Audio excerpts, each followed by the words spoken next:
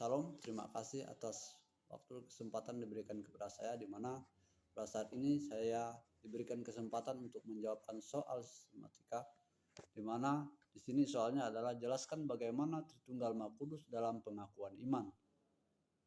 Yang pertama-tama kita harus ketahui dulu tentang Tritunggal, di mana Tritunggal atau Trinitas, kata Latin secara harfiah yang adalah 3 serangkai yang berasal dari Trinus. Yang arti Trinus ini adalah 3 serangkai, yang dimana menyatakan bahwa Allah adalah 3 pribadi atau 3 hipostasisnya.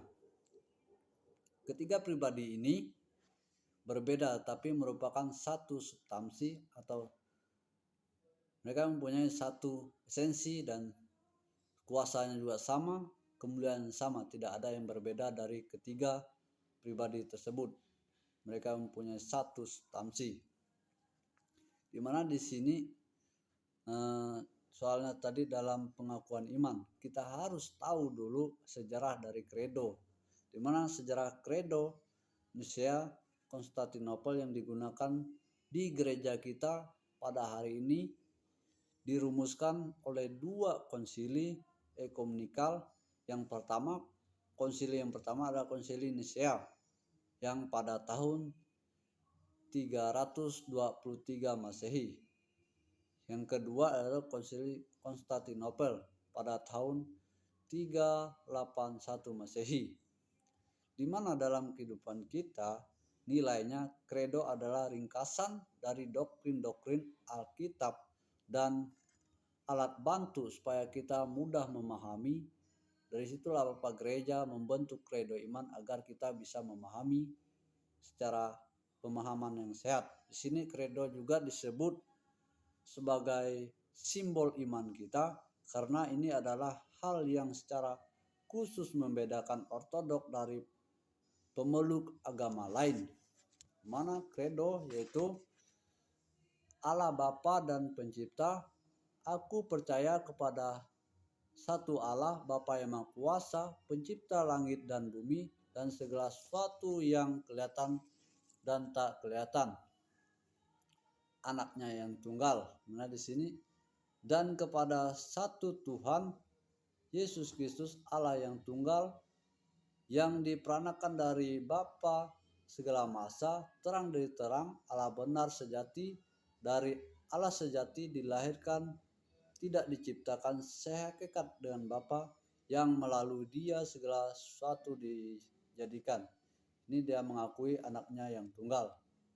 Dimana di sini inkarnasi yang untuk kita semua dan untuk keselamatan kita turun dari sorga dan berinkarnasi dari Roh Kudus dan dari perawan Maria dan menjadi manusia. Di sini mengakui keinkarnasian Dia.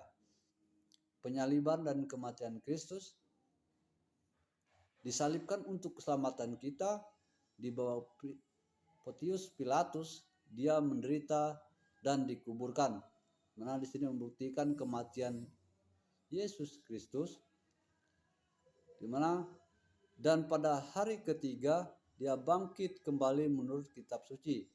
Di mana Dia bangkit sesuai dengan kitab suci, sesuai dengan kitab yang kita akui, Dia akan bangkit pada hari ketiga. Dan Dia akan datang kembali dalam kemuliaannya untuk mengadili orang yang hidup yang mati, yang kerajaannya tidak akan berakhir. Di mana di sini Dia akan datang kembali untuk mengadili orang hidup yang mati. Dan aku percaya kepada Roh Kudus, Tuhan pemberi hidup yang keluar dari Sang Bapa, yang berasal Sang Bapa dan Putra disembah dan dimuliakan, yang berbicara melalui para nabi. Di mana di sini mengatakan Roh Kudus. Ya, mempercayai Roh Kudus. Aku percaya kepada gereja yang kudus, yang satu, Katolik dan Apostolik. Di sini gereja mengakui juga. Aku mengakui satu baptisan untuk pengampunan dosa.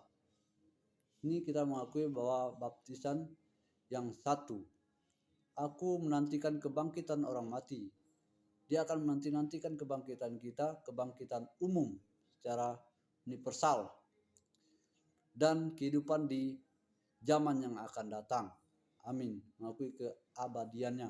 Sekian dari jawaban saya. Terima kasih. Tuhan Yesus memberkati. Shalom.